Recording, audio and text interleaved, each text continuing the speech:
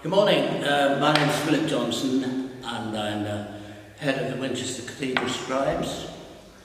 Today I'm going to give a demonstration stroke workshop on a calligraphy hand called the foundation hand.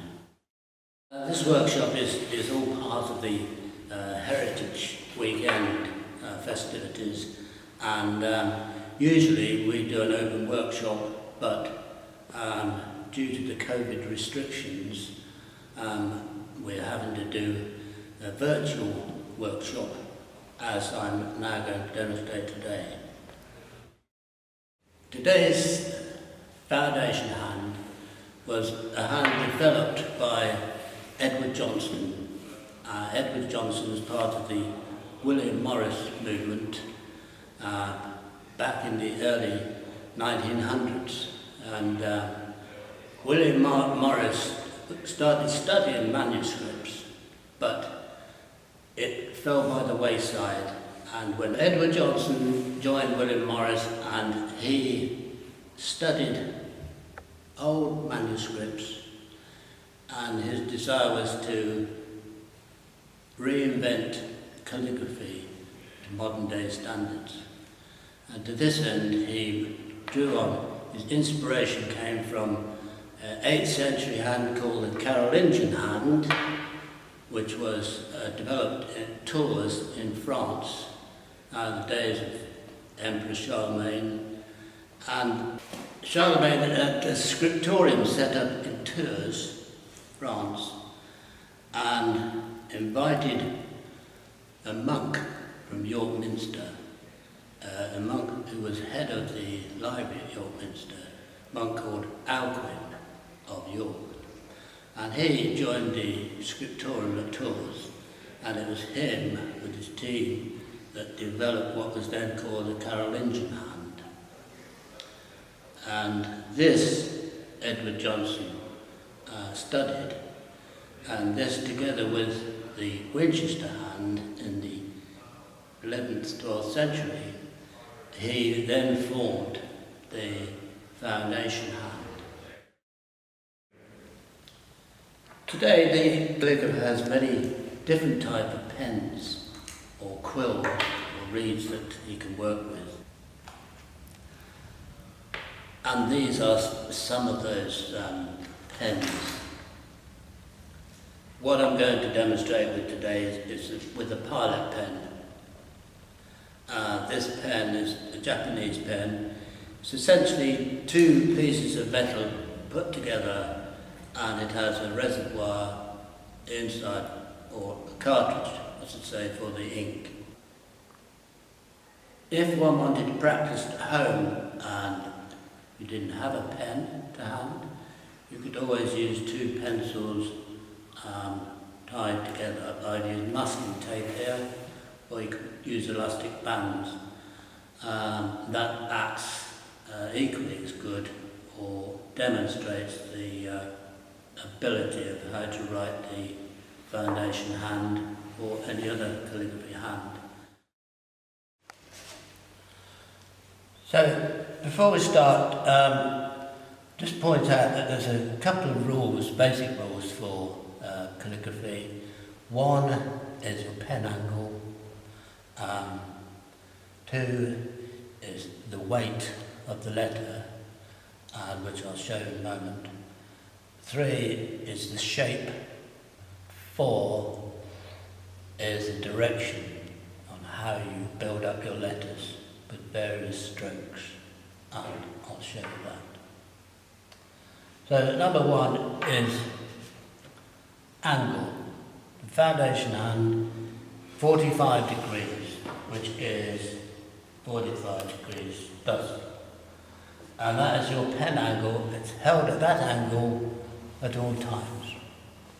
So just for a few warm-up exercises, you can do some horizontal and vertical lines as such.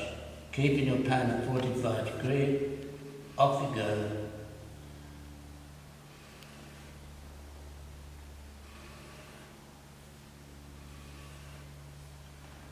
Keeping the pen angle at 45, then come down, See the different thickness in the strokes. Then we should go half moon.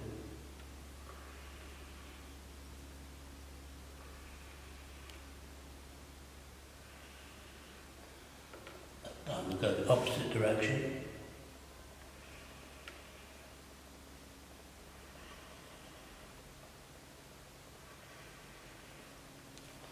These are all help strokes that will help build up your letters when you start writing.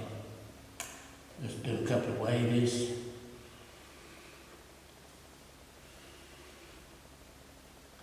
It's important that how you lift your pen off the stroke after you've finished. Otherwise, you can distort your letter.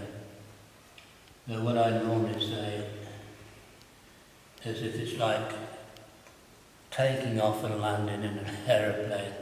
So, if we're taking off, this is how we're taking off.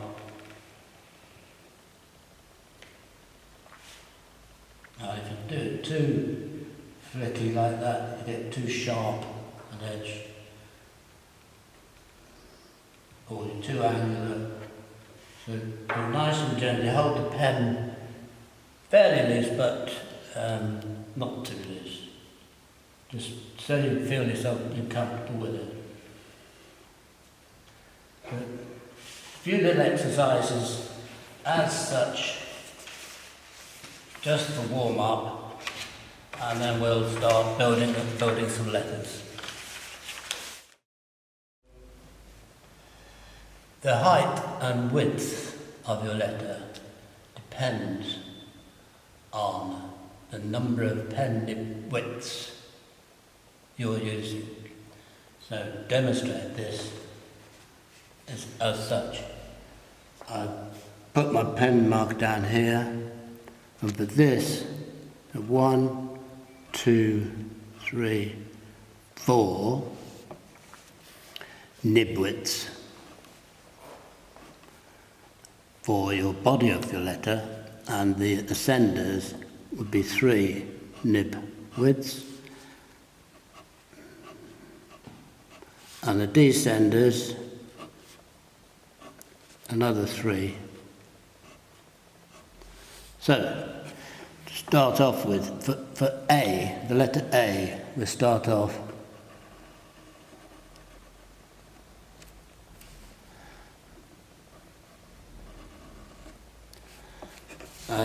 you saw how I built up the letter, and the first letter is downward, and then the second, that. And all letters are built up various strokes. And so the B, 1 stroke.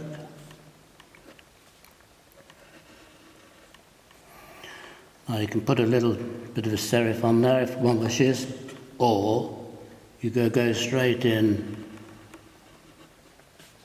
and do it that way. Put it straight in there. And the C,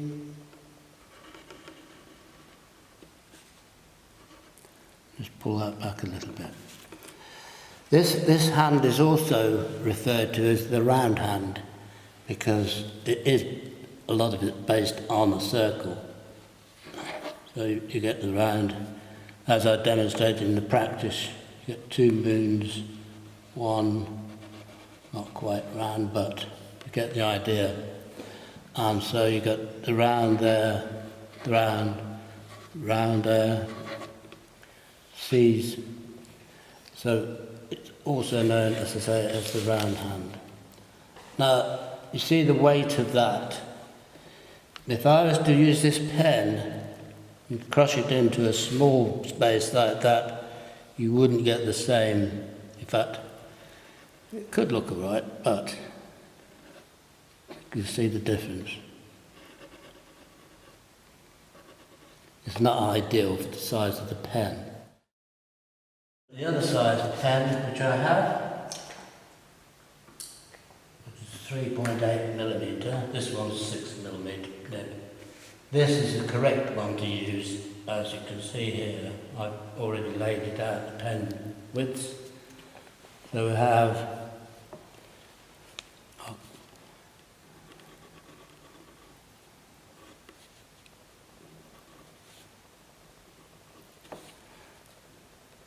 G is slightly strange because it's just above the line, comes down and round. Quite attractive really. Or you can have a G. I'll put a little what's on it.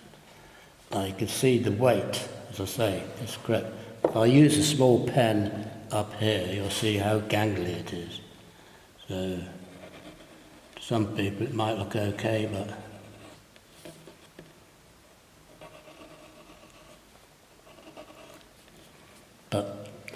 does look right if you use it in the correct way. So I'll carry on with the alphabet. Notice the strokes on the pen angle I'm using at all times. So E,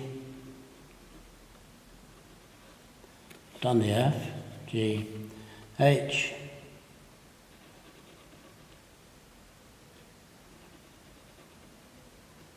now you don't need to go too close together. If you could do an H and you do something like that, that's too squashed up, it's more italic. So you have to be careful of the weight. Again, basing it on your circle.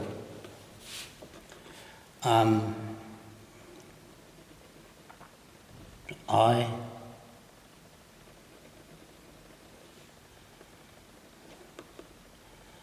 put a little serif on that.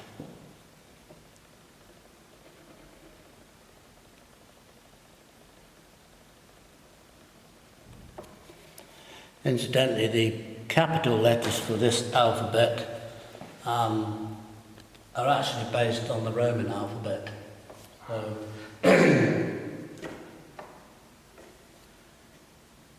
L, N, and spacing is important as well when you're writing your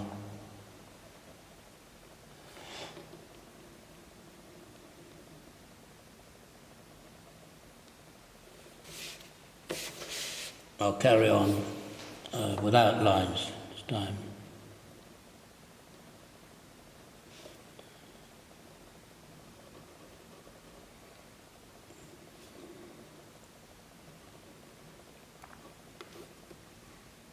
Don't have to hurry, it's just take your time. It's quite easy to hurry. You can use this Q, which is more a capital, or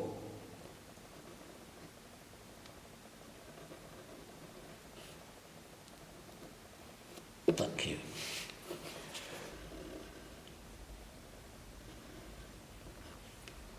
R.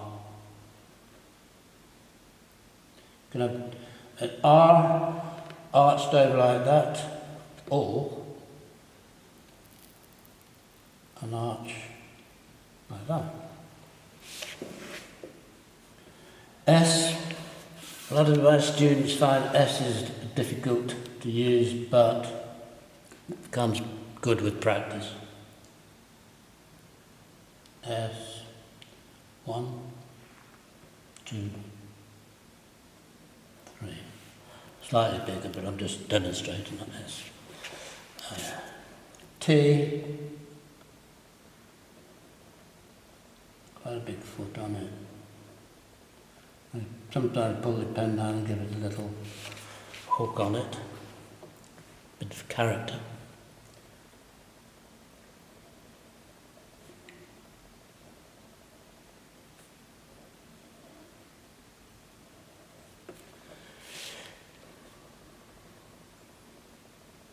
You can have a W like this, or you can have a W plus like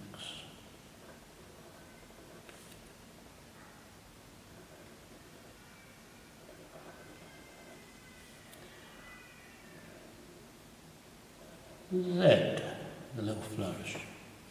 So that's basically the alphabet. Now I'll just demonstrate a couple of other strokes. I'll use the reed pen for this, which I love to use, but demonstration purposes. And you can flourish, a couple of flourishes, just to make the demonstration more interesting.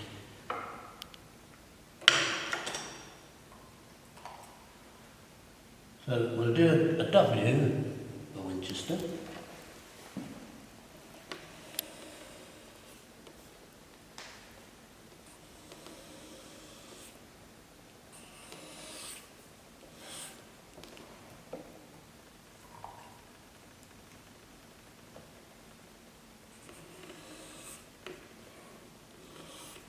A nice texture there.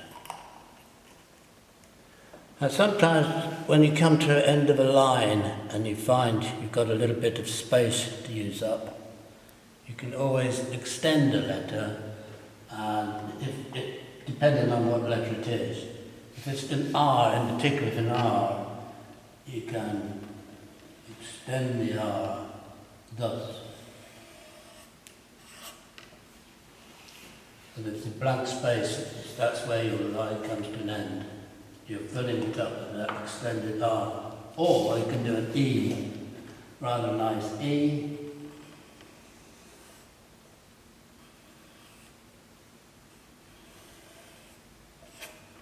Such. And in fact, one can use a T.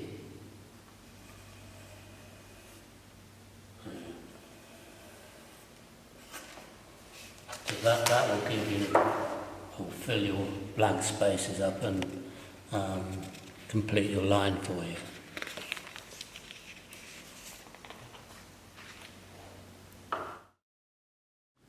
So to end our little session here today, I'll write a couple of words, a heritage open days, just to demonstrate the fluidity of this particular font or script. I use the capital H, which is, as I say, based on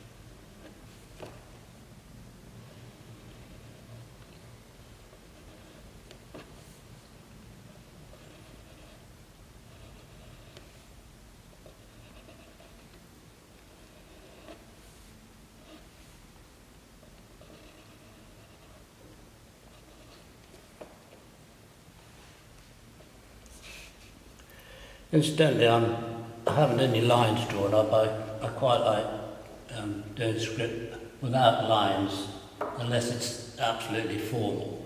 So, excuse me if it's slightly adrift.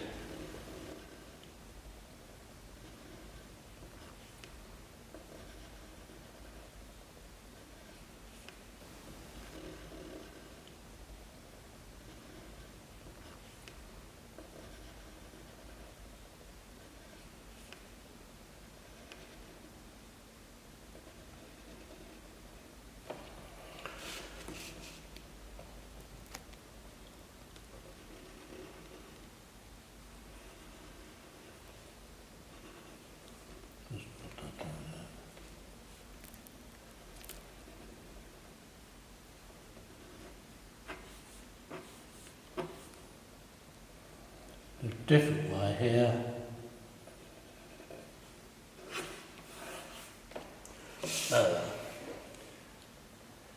What I suggest, if you are, as you're practicing, to make your practice more interesting after a while, is to write a verse or something just to make things interesting for one. So that really is the end of the demonstration. Thank you for watching.